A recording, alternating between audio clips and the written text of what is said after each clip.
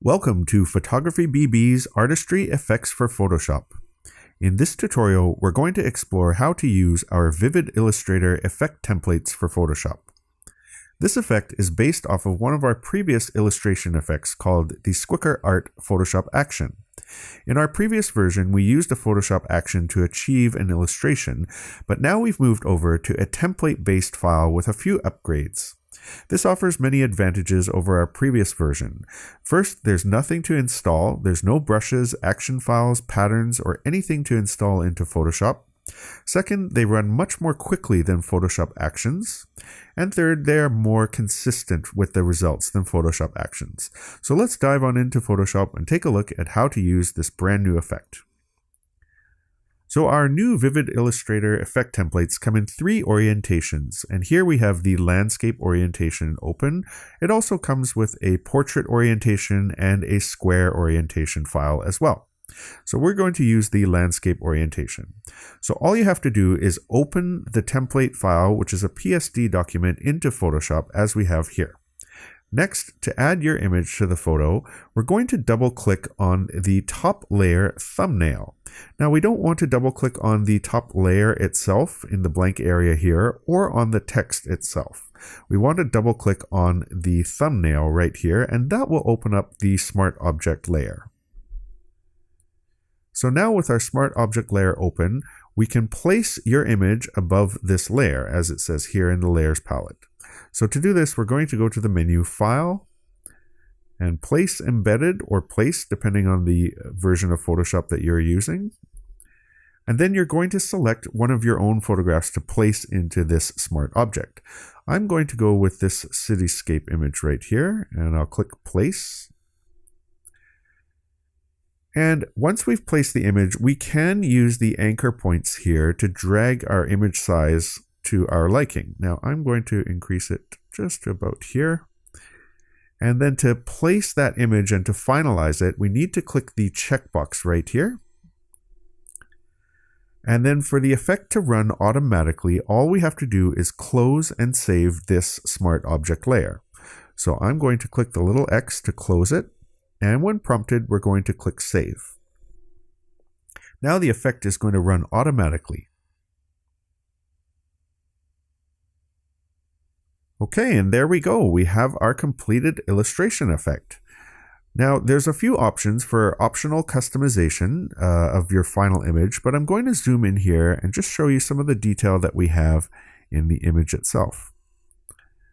So I'll keep it zoomed in as we go through some of these optional customization features. So if we open up one of the layer groups here, which is the optional controls layer, we can toggle that open by clicking on the arrow. And we have three sets of optional controls. We have toning, and if we toggle that open, we can see we have the ability to darken the image, brighten the image, add vibrance, or add contrast. So to activate these, all you would have to do is turn on the layer visibility of this layer. And as you can see, that will darken the image. So depending on your image, you may want to play around with either darkening or brightening it. And you can further tweak this by double clicking on the adjustment layer icon right here. And that will open up the ability to choose your exposure to lower it. If you want it darker, we can go darker, or higher if you want it to go brighter. I'm going to close that for now and turn off that layer. And the same thing for brighten image. It works in the same way, except the default is set to brighten the image. For adding vibrance, we can do the same thing. Now, by default, this is a vivid illustration, so we do have the vibrance turned on. We can turn that off and it'll mute the colors somewhat. Or we can turn it back on. We can double click on the layer adjustment here, and we can increase the vibrance, increase the saturation if we wanted to bring out even more color. And the same for adding contrast. Now the default is turned on because we want it to have a bit of a contrasty illustration effect, but you can turn that off as well, and that will affect the image accordingly. So I'll close up the toning layer group here, and you can feel free to play around with those to your liking. Next, we have our color adjustments here, and we have a number of different color adjustments as we like to include with all of our effects. So to activate these, we can add a color cast by clicking on the visibility of the color mood. And you can adjust the color cast by double clicking on the swatch here and changing that to any color tone you would like. If you wanted to warm it up, you could do that by choosing a warmer color, or cool it down by choosing a cooler color. We'll click on cancel and we'll turn off the layer visibility. Now, sometimes we may wish to have a black and white version of our sketch, so we can turn that visibility on, and you can see the illustration becomes black and white. And then there are 10 different color options that you can choose from, and these are customized color palettes that we've created, and they find that they work very well with illustrations and photographs. If you toggle those on, you have some different options for color toning, as you can see here. So feel free to play around with this layer group if you wanted to experiment with the colors in your image. And lastly, we have some textures that are applied here as well. Now, if I zoom in on the sky area of the image, you can see the texture more clearly of the simulated paper background. We have texture number 3 selected by default, but you could turn that off and choose any of the other textures. As you can see, by activating it, it will create a different paper texture background. There, we have some different options there. So we'll go with number 3 because that's the default that we've chosen for this effect. And I'll zoom back out a little bit. I'll keep it in here right about there. And we can close up the texture. So have fun playing with those as well. Every image is going to be different, and we have some options for you to play with. So we'll close up the optional controls, and now we'll look at the illustration layers. There are some customization you can do with these as well. Now, by default, we have included a halftone pattern, but we have it turned off. So you can turn that on if you would like, and that introduces a sort of a dot pattern. And again, you can see it more clearly in the sky area here. And by turning that on and off, you can remove or add that effect.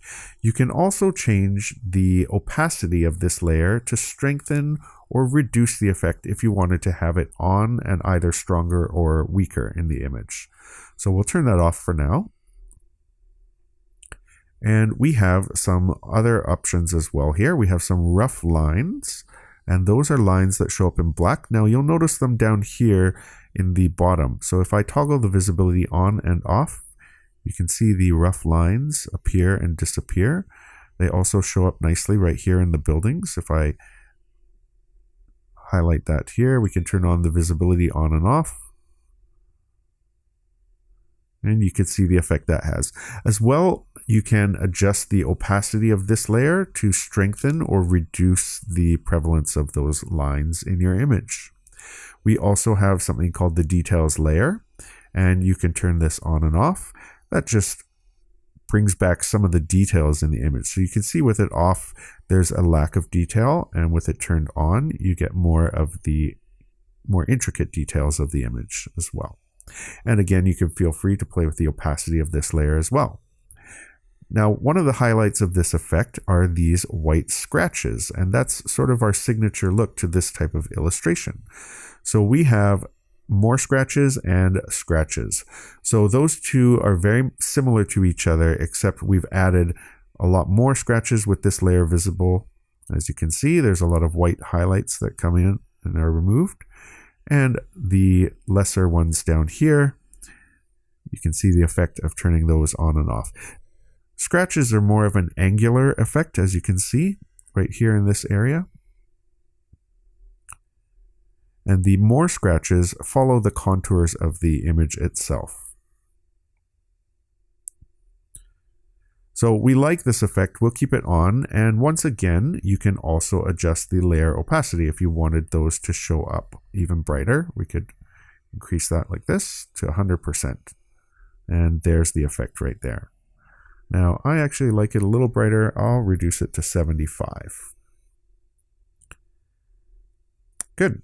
And moving on down here, we have some shaded strokes on this layer here.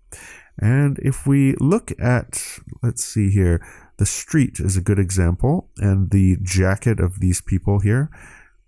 By turning on and off the shaded strokes, you can see we have sort of a line pattern shading on the mid-tone areas of the photo. And once again, that is something that is signature to this type of illustration effect that we've created, and you can adjust the opacity and play around with that to your liking as well. The illustration layer is not really meant to be adjusted in any way. It's sort of set by default, and that's the base illustration underneath all of the lines and shading and white scratches that we have here. Now we do have one other option available called our frame options, which we've added to this particular effect. This is something we didn't have in our previous illustration effect that we've added to this one. And if we toggle this open, we can see that we have a number of different frames. We've got 13 different options of frames and one option for no frame. So the default is set to no frame. And I'll zoom out back to the full image so we can see that here. And you can see that there's no frame around this particular image. So if we wanted to introduce a kind of a painted style or a grungy style frame, we can do that by turning off the no frame layer and then turning on any one of these layers. And now you can see we have a sort of faded, grungy, painted style around the image. So feel free to explore these. There's a number of different looks here and go through all of them. There's a nice soft one down at the bottom, number 13. And if you like the look of the frame, but you find that it's obscuring some of the important part of your image, like the taxi here, you can actually click on this layer and then click Command or Control T, depending if you're using a Mac or a PC. And by holding down the Shift key while dragging one of the anchor points, you can adjust the size of the frame. So let's bring back some of the taxi there. And now we've got a bit of empty space here, so we might as well stretch this corner as well. Let's stretch that down. And there, we've made it a little bit more easy to see some of the important areas of the image. And to set that, we just click the check mark here. So you can adjust the size of these frames to your liking as well. And then the last option that we have is the color of the background paper that we're working with. So we've set it by default, but of course you can change that by double clicking on this swatch, and you can change it to any color that you like, even going so far as to bring it right down to black, which sometimes looks very nice with certain images, especially with these vibrant colors. But for now, we'll leave it with a sort of a warm sepia toned background paper. Also, a cool background paper sometimes works nicely as well, as you can see here. We'll go back to a little bit of a warm tone. We'll hit cancel actually to go back to the default. And there you have it. Now, one last thing that I can show you with this, if you are not liking where the position of some of these scratches or the dark lines are, I'm going to zoom in here. For example, I am not particularly fond of the rough lines in the street area here, but I do like them everywhere else. So if there's a part of your image where you want to remove one of these effects, but only in part of the image, what you can do is click on that layer to make it active, and then click on the layer mask icon right here to add a layer mask. And then press B to activate your brush tool, and choose a black soft brush. I've got a round soft brush here in black, and by painting on the layer mask, which is right here, I can remove. So by painting black, I can remove the effect of the rough lines. So I can take them right out of the street there, which I wasn't fond of, and maybe the lines on the street as well. And there I've removed the rough lines just from that area with the layer mask. So if I toggle this layer on and off, you can still see that I have rough lines everywhere else, like this, but they're no longer affecting the street. And this is sometimes useful in sky as well. I can see right here, I have some rough lines showing up, and I may not want them to show up in the sky. So I can again paint with my black brush in this area to remove those rough lines. And I could even do that with the scratches. If I wanted to remove the scratches, I would add a layer mask to the scratches area as well. So there is our brand new Vivid Illustrator effect template. I hope you have a lot of fun playing with this and making beautiful illustrations. Feel free to try printing some of them out on canvas or on large paper. They're wonderful to hang on your wall. Hope you have lots of fun with this. Happy Photoshopping.